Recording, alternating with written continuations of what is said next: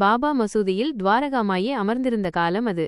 ஒருமுறை ஒரு ஏழை பெண்மணி பாபாவை தரிசிக்க வந்தாள். அவளிடம் பாபாவிற்கு தர பெரிய காணிக்கை எதுவும் இல்லை. தனது கிழிந்த முந்தானையில் ஒரு கைப்பிடி அளவுக்கும் குறைவான காய்ந்த மக்காச்சோள துகள்களை மட்டும் கொண்டு வந்திருந்தாள். அங்கே பெரிய செல்வந்தர்கள் விலையுயர்ந்த சால்வைகளையும் இனிப்புகளையும் பாபாவிற்கு அடுக்கிக் கொண்டிருந்தனர்.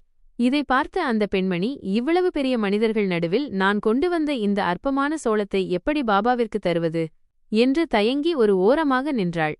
அனைவரின் மனதையும் அறிந்த பாபா கூட்டத்தை பார்த்து சத்தமாக கேட்டார், எங்கே என் தங்கை? எனக்காக அவள் கொண்டு வந்திருக்கும் அந்த அறுசுவை உணவு எங்கே? கூட்டத்தில் இருந்தவர்கள் குழம்பினர். பாபா நேராக அந்த ஏழை பெண்ணிடம் சென்றார். பயந்து போய் நின்ற அவளது கையை பிடித்து அவள் மறைத்து வைத்திருந்த அந்தச் சோளத் துகள்களை வாங்கினார். அனைவர் முன்னிலையிலும் அந்த உலர்ந்த சோளத்தை மிகவும் ரசித்து சாப்பிடத் தொடங்கினார். அப்போது பாபா சொன்னார், பக்தியுடன் நீங்கள் தரும் ஒரு சிறு துளி நீர் கூட எனக்கு பேராசைதான். ஆனால் அன்பில்லாமல் நீங்கள் தரும் தங்கக் காசுகள் எனக்கு வெறும் கற்களே. அந்த பெண்மணி கண்ணீர் மல்க பாபாவின் காலில் விழுந்தாள்.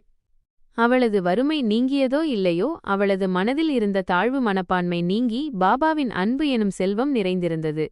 பிடித்திருந்தால் மறக்காமல் இந்த வீடியோவை லைக் பண்ணுங்க. பாபாவின் மகிமையை மற்றவர்களும் தெரிந்து கொள்ள உங்கள் நண்பர்களுக்கும் உறவினர்களுக்கும் ஷேர் பண்ணுங்க. இதுபோன்ற மேலும் பல ஆன்மீக கதைகளை தெரிந்து கொள்ள எமது சேனலை சப்ஸ்கிரைப் செய்து மறக்காம அந்த பெல் ஐக்கானை அழுத்தவும். அனைவருக்கும் பாபாவின் அருள் கிடைக்கட்டும். ஓம் சாய்ராம்.